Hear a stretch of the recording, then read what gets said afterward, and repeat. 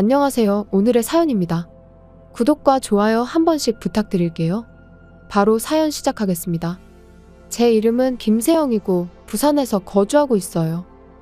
4살 연상의 남편과 중학생인 딸 세진이가 있어요. 우리 부부는 같은 회사에서 근무 중이에요.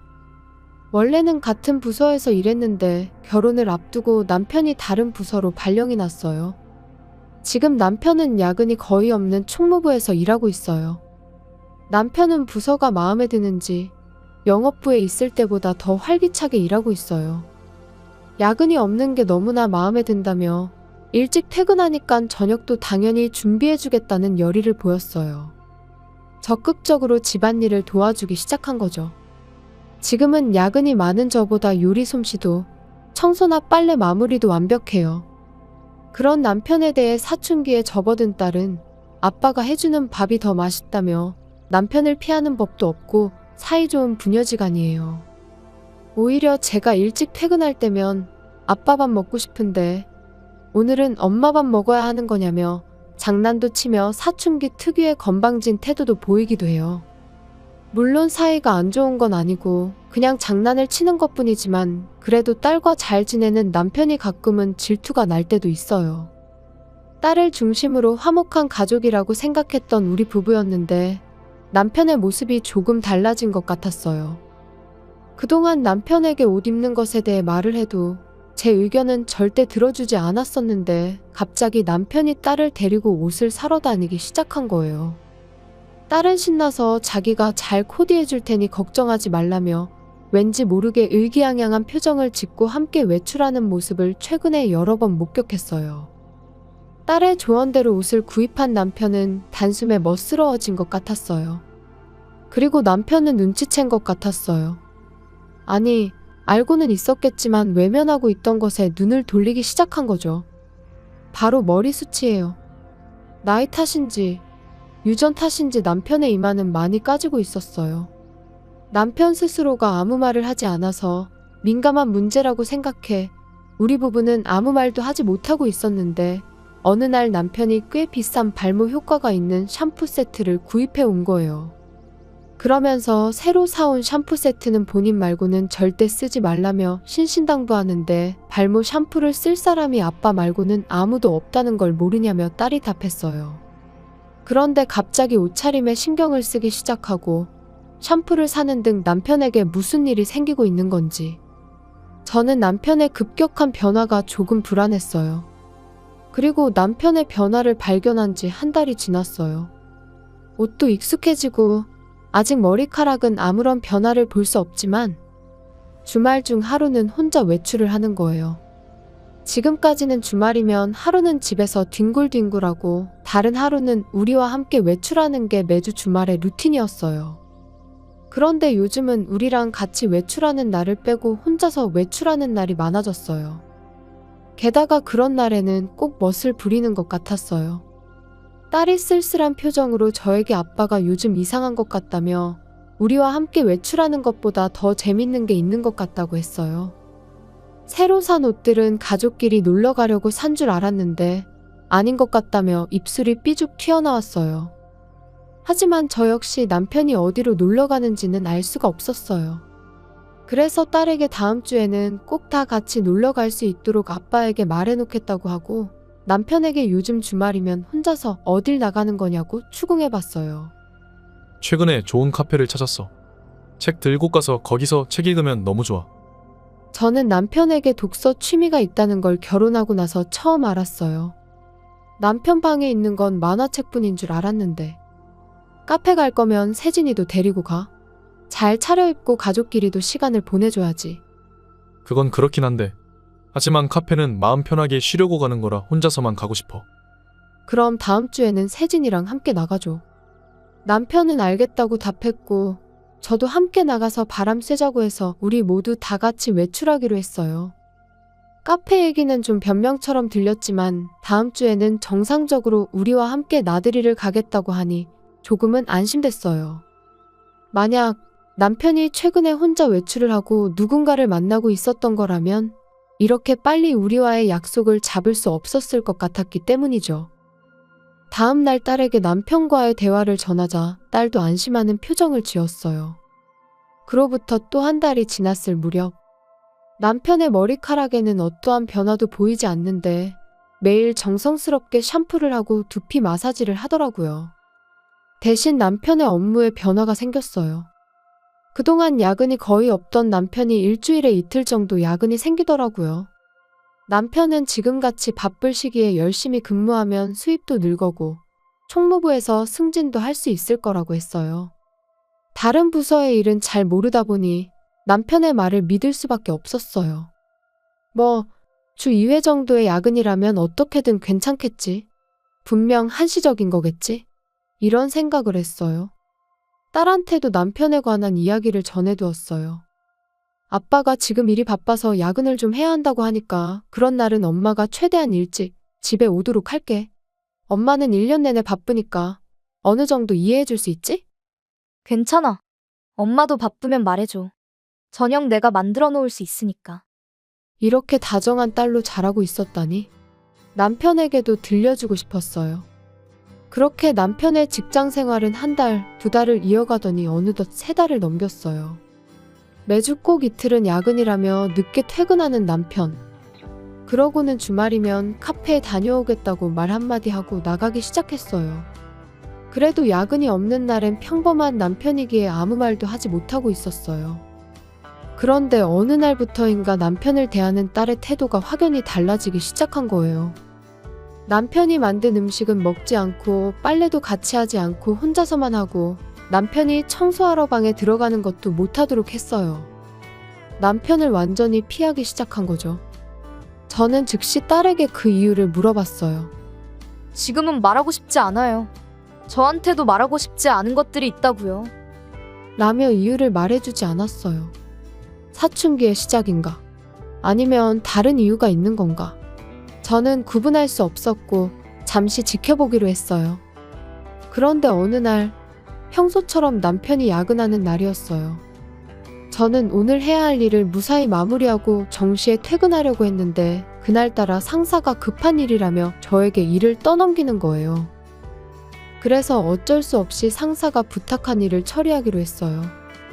딸에게는 늦을 것 같다고 미리 말해두었고요. 정말 미친 듯이 일을 처리하고 퇴근 시간을 1시간 지나 겨우 일을 퇴근할 수 있었어요.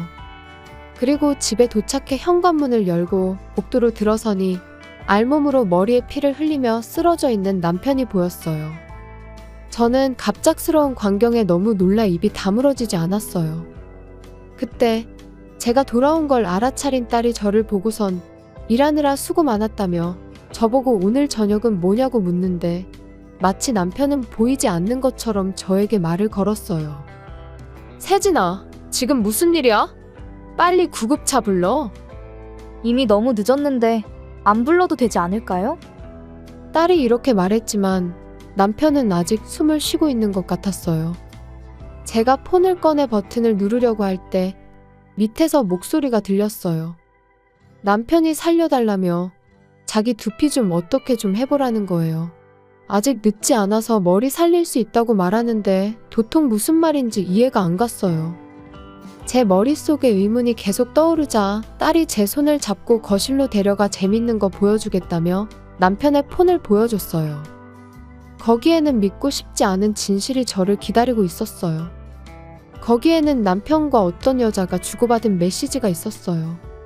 내용에는 저와 딸에 대해 주고받은 메시지도 있었고 상대 여자와 애정 표현을 주고받은 것도 남아 있었어요. 아, 남편이 바람을 피우고 있었구나.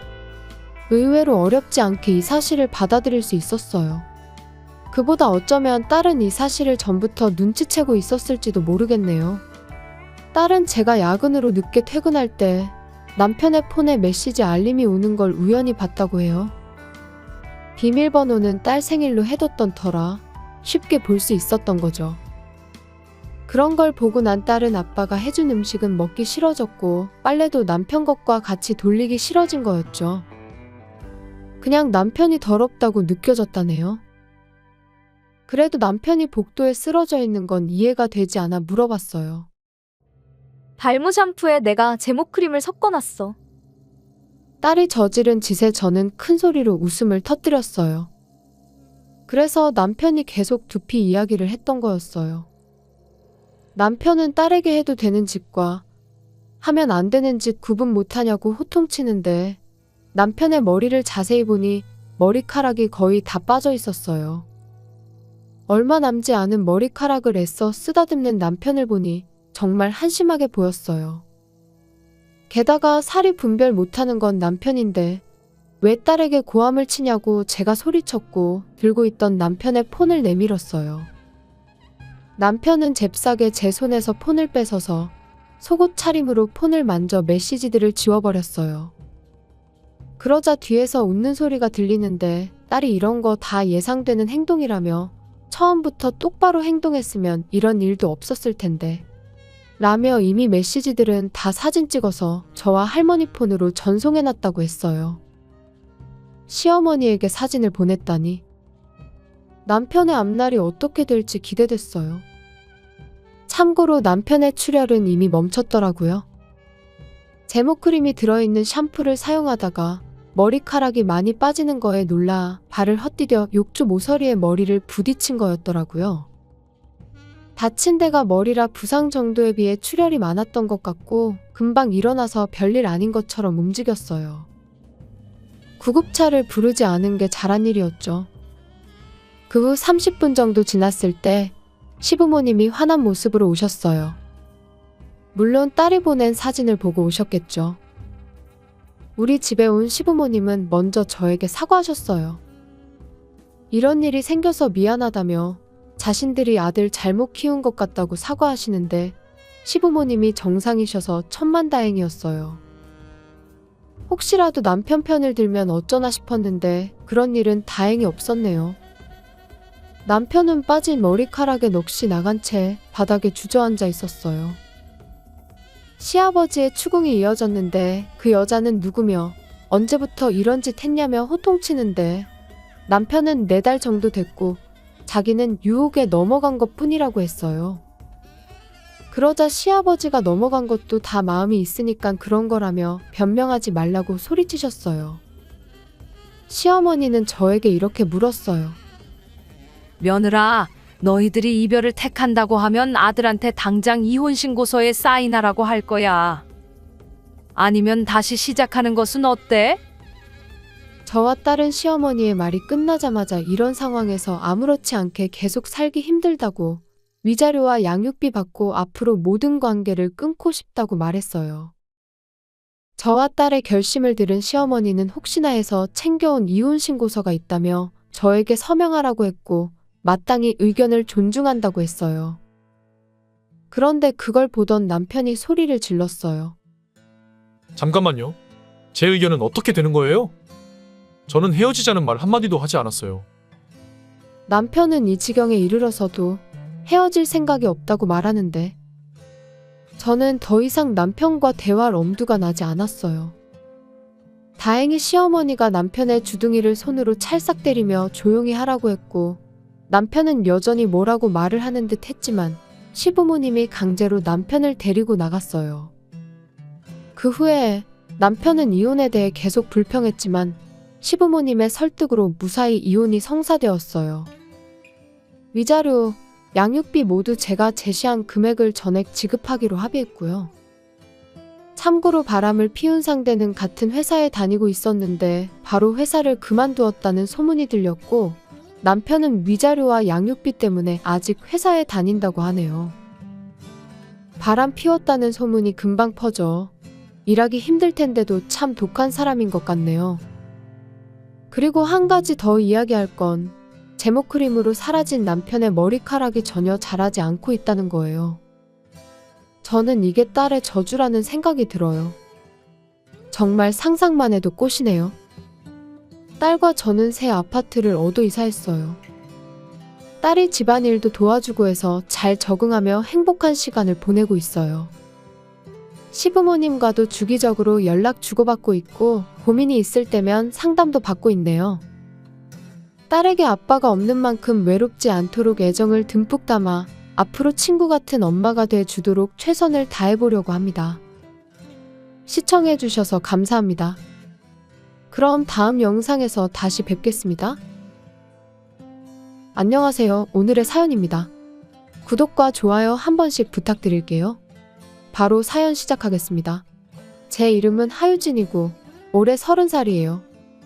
경기도에 살고 있고 동갑인 남편과 딸 할인이랑 셋이서 살고 있어요. 우리 집은 제가 일을 하고 남편은 전업주부예요. 왜냐하면 남편은 대장난치병을 앓고 있어서 일을 할 수 없는 상태거든요. 입원하기도 하고 남편의 병세는 좋아졌다 나빠졌다를 반복하고 있어요. 남편의 병이 확실하게 드러난 건 딸이 태어나기 얼마 전이었어요. 그 전부터 과민성 대장증후군으로 컨디션이 불규칙한 생활을 하고 있었어요. 그런데 점점 더 상태가 나빠지더니 결국 진단받은 병은 대장난치병인 거였죠. 남편은 제게 미안하다며 이제 곧 아이가 태어날 텐데 아빠인 자기가 이런 상태라 죄스럽다고 몇 번이고 제게 사과를 했어요. 저는 사과하지 않아도 된다고 하고 앞으로 태어날 딸과 셋이서 행복하게 살고 싶다고 했어요. 그러기 위해서라면 제가 무엇이든 하면 되는 거니 남편에게 병에 지지 말고 힘내라고 계속 격려해 주었어요. 이 말은 남편을 향한 말이지만 또 한편으론 저 자신을 격려하는 말이기도 했어요. 그렇게 딸이 태어났고 출산 휴가가 끝나면서 저는 직장에 복귀하게 되었어요. 남편의 컨디션을 고려해 딸은 어린이집에 맡기기로 했어요. 남편이 컨디션이 좋을 때는 남편이 딸을 하원시킬 때도 있었어요. 그렇게 가사와 육아를 분담하면서 어떻게든 생활을 한 지 4년. 딸은 4살이 되었어요. 딸은 4살이지만 아빠가 아프다는 걸 어느 정도 알고 있는 건지 남편이 몸이 안 좋을 때는 혼자서 얌전히 놀더라고요. 어떨 때는 남편을 도와주려고도 하는데 이럴 때는 돌돌이를 쥐어주면 재미삼아 밀고 다녀요. 청소를 다 했다고 하면 칭찬을 해줬고 왠지 모르게 뿌듯해하는 모습이었어요. 남편도 그런 딸의 모습을 흐뭇하게 바라봤어요. 지난 세월 동안 딸이 성장한 것 외에 또 다른 변화가 있었어요. 바로 시댁에서 걸어서 5분 거리에 있는 아파트로 이사한 것이죠. 처음에는 시부모님께서 동거를 권유하셨지만 사적인 공간이 꼭 필요했던 저는 거절했고 가까운 곳으로 이사하는 것으로 시부모님을 설득했어요. 남편은 동거를 원했지만 다행히 제 의견을 들어줬어요. 이사를 하고 나서부터 전업주부인 시어머니가 우리 집에 자주 오셨어요. 평일 낮에 시어머니가 와서 뭘 하는 건지. 처음에는 시어머니가 집안일이나 남편의 간병을 위해 오시는 줄 알았어요. 하지만 시어머니는 우리 집에 와서 남편과 함께 거실에서 편히 쉬고 점심 식사 후 남은 음식물을 치우지도 않고 제가 돌아오기 전에 사라져버리세요. 시어머니는 청소하기는커녕 오히려 더럽히기를 반복하는 거죠. 남편에게 이런 것들을 신경 써달라고 여러 번 말해봤어요. 어머님이 오는 건 좋은데 다만 어지럽힌 거 그대로 두고 돌아가는 건 좀 아닌 것 같아. 어머님께 먹고 남은 거랑 그릇들 싱크대에 갖다 놓는 것만이라도 해달라고 말해주면 안 돼? 그러자 남편은 별거 아닌데 뭘 그렇게 중요한 것처럼 말하냐며 그런 걸로 소심하게 언성을 높이느냐고 제게 오히려 화를 냈어요. 저는 별거 아닌 것처럼 말하는 남편의 태도에 화가 나서 어머님께 말 안 할 거면 당신이라도 좀 치우라고 말했어요. 그랬더니 남편은 본인은 몸이 안 좋을 때도 있으니 약속해 줄 수 없다며 비겁하게 건강을 빌미로 말을 얼버무렸어요. 물론 병으로 고생하는 남편의 마음을 잘 알지만 4살짜리 딸도 할 수 있을 법한 것을 왜 몇 배나 나이 많은 어른들이 못하는지 이해가 도통되지 않았어요. 쓰레기는 쓰레기통에 이 정도는 누구나 할 수 있는 거잖아요. 그리고 시어머니의 만행은 이뿐만이 아니에요. 저녁으로 먹으려고 만들어 놓은 음식을 먹어버리는 거예요. 저녁이면 저는 시간이 별로 없어요. 퇴근하고 돌아오면 배고픈 우리 딸이 기다리고 있거든요. 빨리 요리를 완성하기 위해선 미리 만들어 놓거나 미리 준비해 놓는 것은 정말 필수예요. 그래서 미리 만들어 놓은 음식을 시어머니는 아무 거리낌 없이 먹어 치우는 거예요. 함께 점심을 먹는 남편은 시어머니가 먹는 음식이 딸을 위해 미리 만들어 놓은 음식이라는 걸 분명 알 거예요. 그런데도 아무런 신경도 쓰지 않고 그냥 먹게 놔두는 거죠. 이쯤 되면 저도 짜증이 납니다. 그래서 이번에는 시어머니에게 직접 항의하러 갔어요. 어머님, 우리 집 냉장고에 있는 것들 마음대로 먹지 마세요. 그것들 할인이를 위해 만들어 놓은 거예요. 집에서 점심을 먹는 건 좋지만 먹을 음식은 가져와서 드시면 안 돼요. 화가 나서 시어머니에게 말했더니 시어머니는 무뚝뚝하게 얼마나 대단한 음식이길래 그렇게 화를 내냐며 그 정도 반찬쯤이야 금방 만들 텐데 화를 낼 만큼 오래 걸리냐고 되물었어요. 저는 시어머니의 말투에 짜증이 났어요.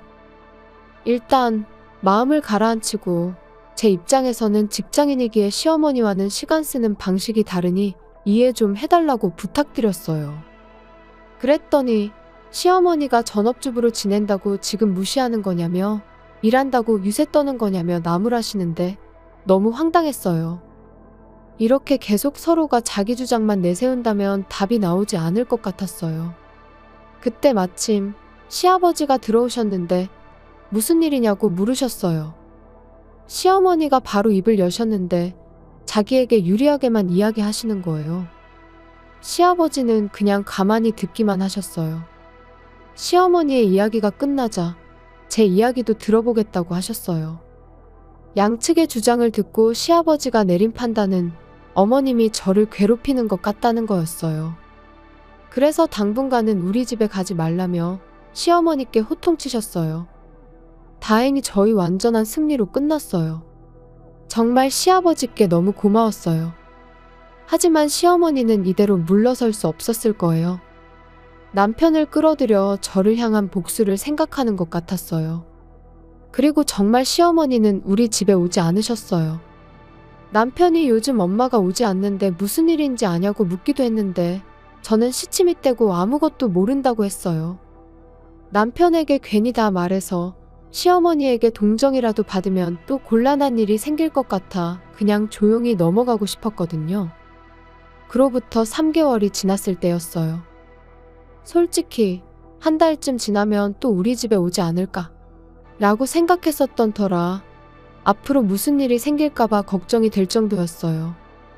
그러던 어느 날 일이 너무 바쁜데다 그날따라 몸이 좀 안 좋았어요.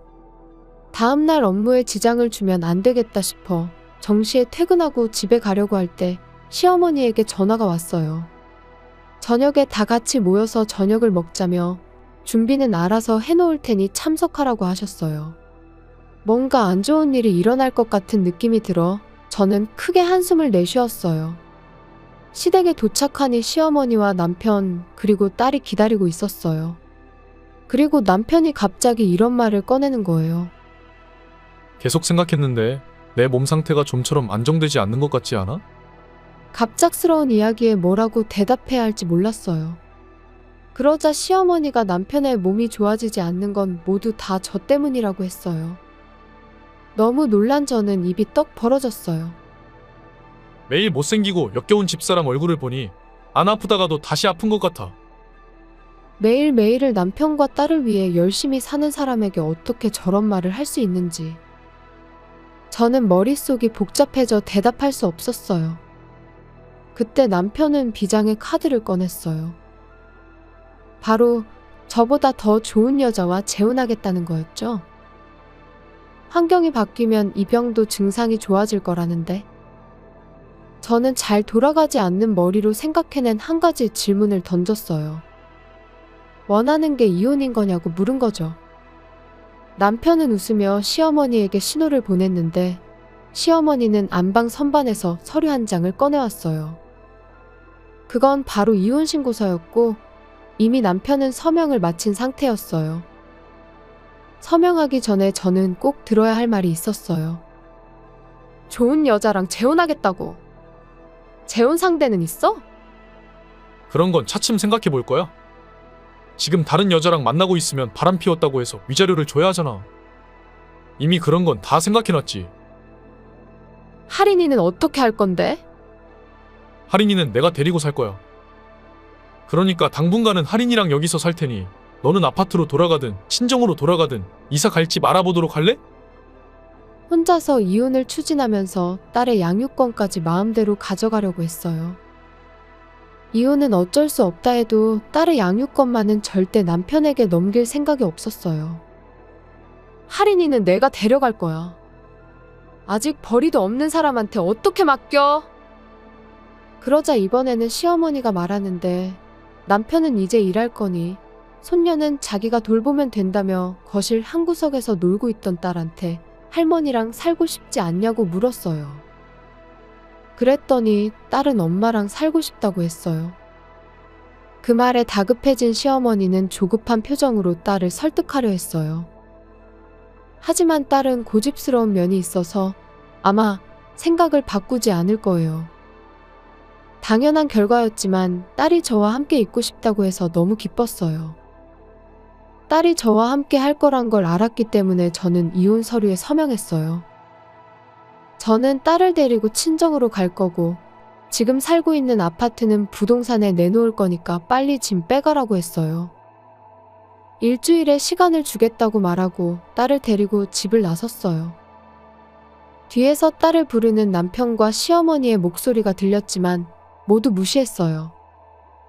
다음 날은 토요일이었기 때문에 우리는 필요한 최소한의 짐만 들고 친정으로 향하기로 했어요. 참고로 어제 전 남편은 이 아파트에 돌아오지 않았어요. 친정집까지는 차로 1시간 정도 걸리는 거리예요. 친정집에 가는 길에 딸과 최근 있었던 이야기를 나눴어요. 그러다가 흥미로운 이야기를 들려줬어요. 어느 날 어린이집에서 하원할 때 남편 대신 시어머니가 데리러 왔다고 해요. 시어머니와 함께 아파트에 들어가려는데 현관에서 처음 보는 여자가 나왔다고 해요. 시어머니는 다급한 목소리로 너무 일찍 왔다고 미안하다고 했다는데 전 남편은 괜찮다며 아직 딸이 어리니까 금방 까먹을 거라고 말하며 그 여자를 배웅했다는 거예요. 아직 딸이 어리지만 이야기를 들어보니 이건 분명 바람을 피운 게 확실했어요. 나중에 상대를 찾을 것처럼 하더니 이미 상대가 있네. 저는 화가 치밀어 올랐어요. 이런 거짓말을 아무렇지도 않게 하는 전 남편에게 더 이상 딸을 맡길 수 없어요. 집에 도착한 우리를 부모님이 환하게 맞아주셨어요. 당분간은 여기서 출근을 하려고 했어요. 딸은 어린이집에 갈 수 없으니 당분간 집에 있게 하고 엄마가 돌봐주기로 했어요. 그리고 딸이 말한 내용을 뒷받침하기 위해 저는 흥신소에 조사를 의뢰했어요. 조사를 의뢰하는 동안 변호사도 선임해 양육권 문제도 해결하기로 했어요. 분명 전 남편은 쉽게 포기하지 않을 것 같았거든요. 1개월 후 조사 결과가 나왔는데 설명을 들으니 전 남편은 역시 외도 상대가 있었어요. 외도는 우리가 이혼하기 3개월 전부터 있었던 것 같아요. 전 남편은 몸이 안 좋은 날에는 여자를 집으로 데려오고 몸이 좋은 날에는 대낮부터 당당하게 데이트를 하고 있었던 거죠. 상간녀는 아직 20대 여자였어요. 저는 문득 이런 의문이 떠올랐어요. 이 두 사람은 도대체 어디서 만났을까? 조사 결과를 자세히 읽어보니 데이트 어플로 만난 듯 하더라고요. 이를 바탕으로 변호사가 전 남편에게 위자료 청구 내용 증명을 보냈어요. 그 내용 증명에는 외도에 대한 위자료와 딸의 양육권에 대한 내용이 적혀 있었어요. 며칠 후 내용 증명을 읽은 듯한 전 남편에게서 연락이 왔어요. 위자료며 양육권이며 왜 마음대로냐며 전 남편은 전화기 너머로 소리쳤어요. 저는 사실에 근거해서 위자료를 청구한 것뿐이라고 하고 화장 떡칠한 여자가 그렇게 좋더냐고 비꼬았어요. 솔직히 그 여자는 화장빨이지 그렇게 이쁜 건 아닌 것 같았거든요. 그 사실을 전 남편에게 말했더니 더 화를 냈어요. 지금은 저보다 그 여자가 훨씬 이뻐 보이고 소중하다고 하길래 그럼 할인이는 중요하지 않다는 뜻으로 이해해도 되겠냐고 물었어요. 물론 양육비 때문에 양육권을 주장하는 것 같은 느낌을 받았기에 절대로 딸의 양육권은 제가 가질 거라고 어필했고요. 양육비도 당연히 제대로 받을 거라고 했고 재산 분할 또한 정확하게 해야 한다고 주장했어요. 근데 남편이 분할할 재산이 없는데 무슨 재산 분할이냐며 비웃었어요. 병원 다니느라 돈 다 쓰고 없는데 가져갈 게 있으면 가져가 봐라길래 남편이 몰래 숨겨뒀던 통장 이야기를 했어요.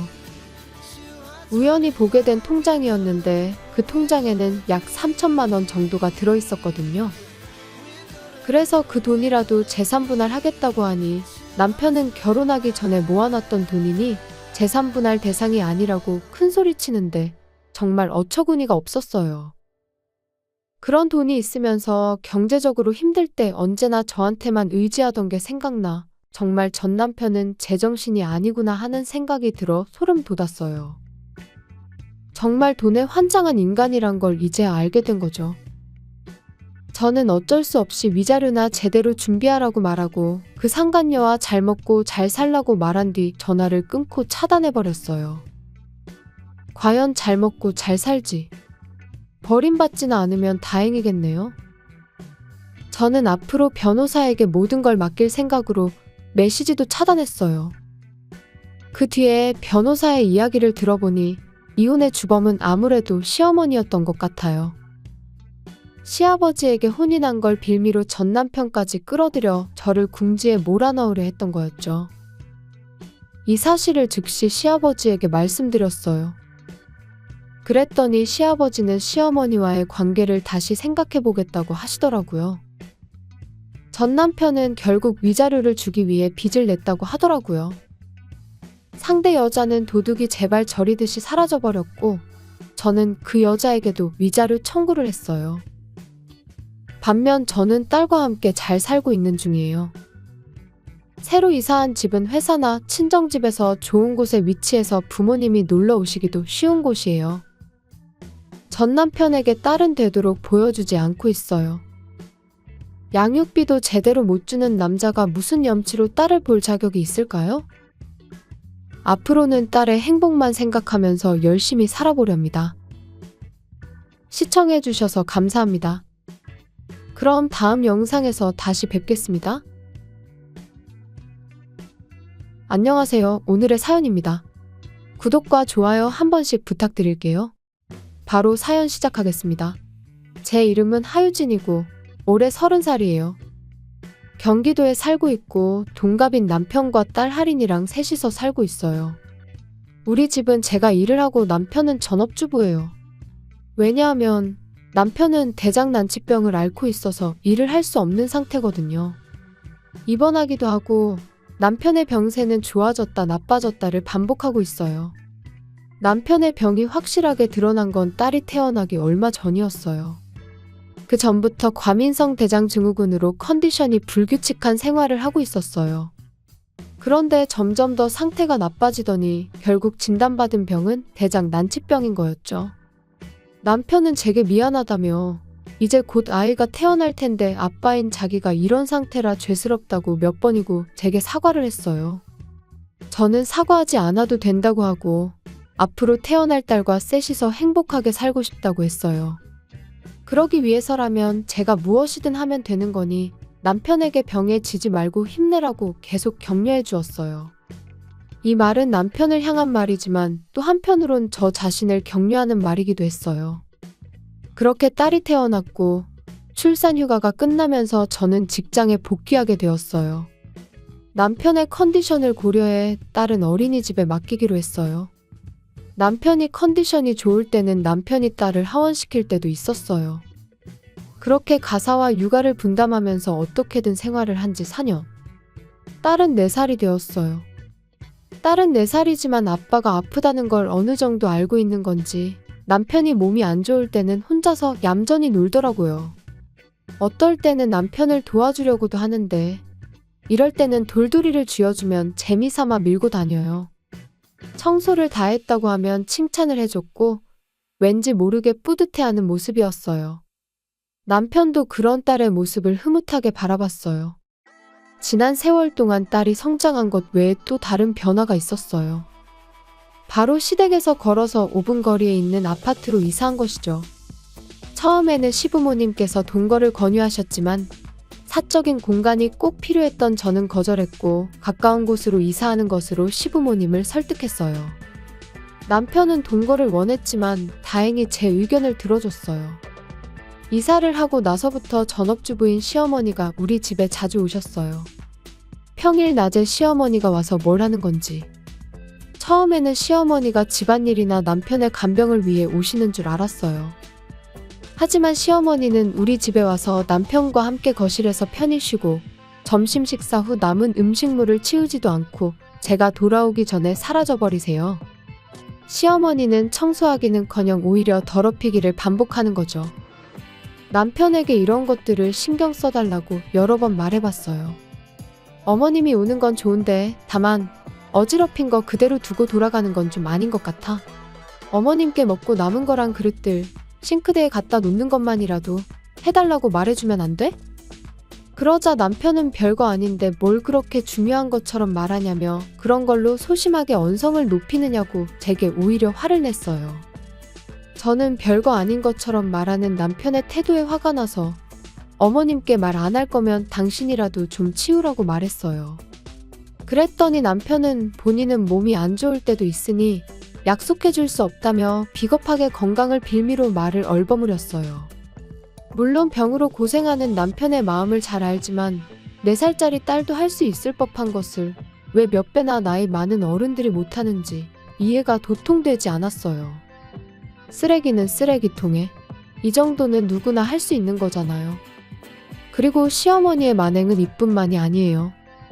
저녁으로 먹으려고 만들어 놓은 음식을 먹어버리는 거예요. 저녁이면 저는 시간이 별로 없어요. 퇴근하고 돌아오면 배고픈 우리 딸이 기다리고 있거든요. 빨리 요리를 완성하기 위해선 미리 만들어 놓거나 미리 준비해 놓는 것은 정말 필수예요. 그래서 미리 만들어 놓은 음식을 시어머니는 아무 거리낌 없이 먹어 치우는 거예요. 함께 점심을 먹는 남편은 시어머니가 먹는 음식이 딸을 위해 미리 만들어 놓은 음식이라는 걸 분명 알 거예요. 그런데도 아무런 신경도 쓰지 않고 그냥 먹게 놔두는 거죠. 이쯤 되면 저도 짜증이 납니다. 그래서 이번에는 시어머니에게 직접 항의하러 갔어요. 어머님, 우리 집 냉장고에 있는 것들 마음대로 먹지 마세요. 그것들 할인이를 위해 만들어 놓은 거예요. 집에서 점심을 먹는 건 좋지만 먹을 음식은 가져와서 드시면 안 돼요. 화가 나서 시어머니에게 말했더니 시어머니는 무뚝뚝하게 얼마나 대단한 음식이길래 그렇게 화를 내냐며 그 정도 반찬쯤이야 금방 만들 텐데 화를 낼 만큼 오래 걸리냐고 되물었어요. 저는 시어머니의 말투에 짜증이 났어요. 일단 마음을 가라앉히고 제 입장에서는 직장인이기에 시어머니와는 시간 쓰는 방식이 다르니 이해 좀 해달라고 부탁드렸어요. 그랬더니 시어머니가 전업주부로 지낸다고 지금 무시하는 거냐며 일한다고 유세 떠는 거냐며 나무라시는데 너무 황당했어요. 이렇게 계속 서로가 자기 주장만 내세운다면 답이 나오지 않을 것 같았어요. 그때 마침 시아버지가 들어오셨는데 무슨 일이냐고 물으셨어요. 시어머니가 바로 입을 여셨는데 자기에게 유리하게만 이야기하시는 거예요. 시아버지는 그냥 가만히 듣기만 하셨어요. 시어머니의 이야기가 끝나자 제 이야기도 들어보겠다고 하셨어요. 양측의 주장을 듣고 시아버지가 내린 판단은 어머님이 저를 괴롭히는 것 같다는 거였어요. 그래서 당분간은 우리 집에 가지 말라며 시어머니께 호통치셨어요. 다행히 저희 완전한 승리로 끝났어요.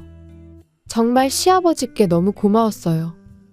하지만 시어머니는 이대로 물러설 수 없었을 거예요. 남편을 끌어들여 저를 향한 복수를 생각하는 것 같았어요. 그리고 정말 시어머니는 우리 집에 오지 않으셨어요. 남편이 요즘 엄마가 오지 않는데 무슨 일인지 아냐고 묻기도 했는데 저는 시침이 떼고 아무것도 모른다고 했어요. 남편에게 괜히 다 말해서 시어머니에게 동정이라도 받으면 또 곤란한 일이 생길 것 같아 그냥 조용히 넘어가고 싶었거든요. 그로부터 3개월이 지났을 때였어요. 솔직히 한 달쯤 지나면 또 우리 집에 오지 않을까 라고 생각했었던 터라 앞으로 무슨 일이 생길까봐 걱정이 될 정도였어요. 그러던 어느 날 일이 너무 바쁜데다 그날따라 몸이 좀 안 좋았어요. 다음날 업무에 지장을 주면 안 되겠다 싶어 정시에 퇴근하고 집에 가려고 할 때 시어머니에게 전화가 왔어요. 저녁에 다 같이 모여서 저녁을 먹자며 준비는 알아서 해놓을 테니 참석하라고 하셨어요. 뭔가 안 좋은 일이 일어날 것 같은 느낌이 들어 저는 크게 한숨을 내쉬었어요. 시댁에 도착하니 시어머니와 남편 그리고 딸이 기다리고 있었어요. 그리고 남편이 갑자기 이런 말을 꺼내는 거예요. 계속 생각했는데 내 몸 상태가 좀처럼 안정되지 않는 것 같지 않아? 갑작스러운 이야기에 뭐라고 대답해야 할지 몰랐어요. 그러자 시어머니가 남편의 몸이 좋아지지 않는 건 모두 다 저 때문이라고 했어요. 너무 놀란 저는 입이 떡 벌어졌어요. 매일 못생기고 역겨운 집사람 얼굴을 보니 안 아프다가도 다시 아픈 것 같아. 매일매일을 남편과 딸을 위해 열심히 사는 사람에게 어떻게 저런 말을 할 수 있는지. 저는 머릿속이 복잡해져 대답할 수 없었어요. 그때 남편은 비장의 카드를 꺼냈어요. 바로 저보다 더 좋은 여자와 재혼하겠다는 거였죠. 환경이 바뀌면 이 병도 증상이 좋아질 거라는데. 저는 잘 돌아가지 않는 머리로 생각해낸 한 가지 질문을 던졌어요. 원하는 게 이혼인 거냐고 물은 거죠. 남편은 웃으며 시어머니에게 신호를 보냈는데 시어머니는 안방 선반에서 서류 한 장을 꺼내왔어요. 그건 바로 이혼 신고서였고 이미 남편은 서명을 마친 상태였어요. 서명하기 전에 저는 꼭 들어야 할 말이 있었어요. 좋은 여자랑 재혼하겠다고. 재혼 상대는 있어? 그런 건 차츰 생각해 볼 거야. 지금 다른 여자랑 만나고 있으면 바람 피웠다고 해서 위자료를 줘야 하잖아. 이미 그런 건 다 생각해놨지. 할인이는 어떻게 할 건데? 할인이는 내가 데리고 살 거야. 그러니까 당분간은 할인이랑 여기서 살 테니 너는 아파트로 돌아가든 친정으로 돌아가든 이사 갈 집 알아보도록 할래? 혼자서 이혼을 추진하면서 딸의 양육권까지 마음대로 가져가려고 했어요. 이혼은 어쩔 수 없다 해도 딸의 양육권만은 절대 남편에게 넘길 생각이 없었어요. 할인이는 내가 데려갈 거야. 아직 벌이도 없는 사람한테 어떻게 맡겨? 그러자 이번에는 시어머니가 말하는데 남편은 이제 일할 거니 손녀는 자기가 돌보면 된다며 거실 한 구석에서 놀고 있던 딸한테 할머니랑 살고 싶지 않냐고 물었어요. 그랬더니 딸은 엄마랑 살고 싶다고 했어요. 그 말에 다급해진 시어머니는 조급한 표정으로 딸을 설득하려 했어요. 하지만 딸은 고집스러운 면이 있어서 아마 생각을 바꾸지 않을 거예요. 당연한 결과였지만 딸이 저와 함께 있고 싶다고 해서 너무 기뻤어요. 딸이 저와 함께 할 거란 걸 알았기 때문에 저는 이혼 서류에 서명했어요. 저는 딸을 데리고 친정으로 갈 거고 지금 살고 있는 아파트는 부동산에 내놓을 거니까 빨리 짐 빼가라고 했어요. 일주일의 시간을 주겠다고 말하고 딸을 데리고 집을 나섰어요. 뒤에서 딸을 부르는 남편과 시어머니의 목소리가 들렸지만 모두 무시했어요. 다음 날은 토요일이었기 때문에 우리는 필요한 최소한의 짐만 들고 친정으로 향하기로 했어요. 참고로 어제 전 남편은 이 아파트에 돌아오지 않았어요. 친정집까지는 차로 1시간 정도 걸리는 거리예요. 친정집에 가는 길에 딸과 최근 있었던 이야기를 나눴어요. 그러다가 흥미로운 이야기를 들려줬어요. 어느 날 어린이집에서 하원할 때 남편 대신 시어머니가 데리러 왔다고 해요. 시어머니와 함께 아파트에 들어가려는데 현관에서 처음 보는 여자가 나왔다고 해요. 시어머니는 다급한 목소리로 너무 일찍 왔다고 미안하다고 했다는데 전 남편은 괜찮다며 아직 딸이 어리니까 금방 까먹을 거라고 말하며 그 여자를 배웅했다는 거예요. 아직 딸이 어리지만 이야기를 들어보니 이건 분명 바람을 피운 게 확실했어요. 나중에 상대를 찾을 것처럼 하더니 이미 상대가 있네. 저는 화가 치밀어 올랐어요. 이런 거짓말을 아무렇지도 않게 하는 전 남편에게 더 이상 딸을 맡길 수 없어요. 집에 도착한 우리를 부모님이 환하게 맞아주셨어요. 당분간은 여기서 출근을 하려고 했어요. 딸은 어린이집에 갈 수 없으니 당분간 집에 있게 하고 엄마가 돌봐주기로 했어요. 그리고 딸이 말한 내용을 뒷받침하기 위해 저는 흥신소에 조사를 의뢰했어요. 조사를 의뢰하는 동안 변호사도 선임해 양육권 문제도 해결하기로 했어요. 분명 전 남편은 쉽게 포기하지 않을 것 같았거든요. 1개월 후 조사 결과가 나왔는데 설명을 들으니 전 남편은 역시 외도 상대가 있었어요. 외도는 우리가 이혼하기 3개월 전부터 있었던 것 같아요. 전 남편은 몸이 안 좋은 날에는 여자를 집으로 데려오고 몸이 좋은 날에는 대낮부터 당당하게 데이트를 하고 있었던 거죠. 상간녀는 아직 20대 여자였어요. 저는 문득 이런 의문이 떠올랐어요.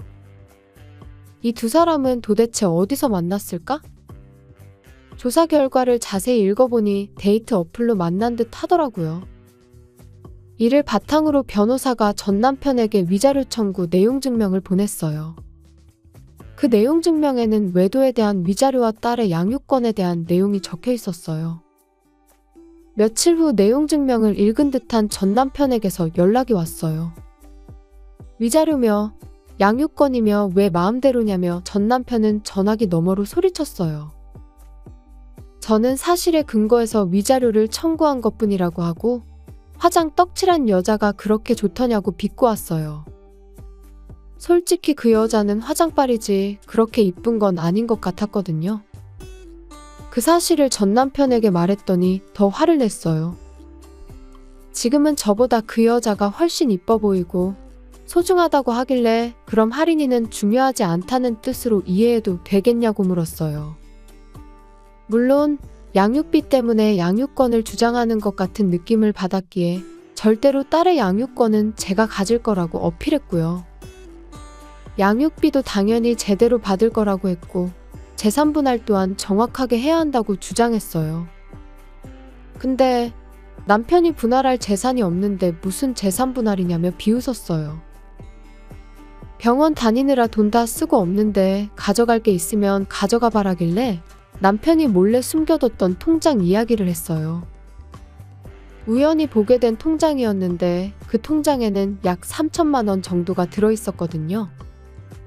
그래서 그 돈이라도 재산 분할하겠다고 하니 남편은 결혼하기 전에 모아놨던 돈이니 재산 분할 대상이 아니라고 큰소리치는데 정말 어처구니가 없었어요.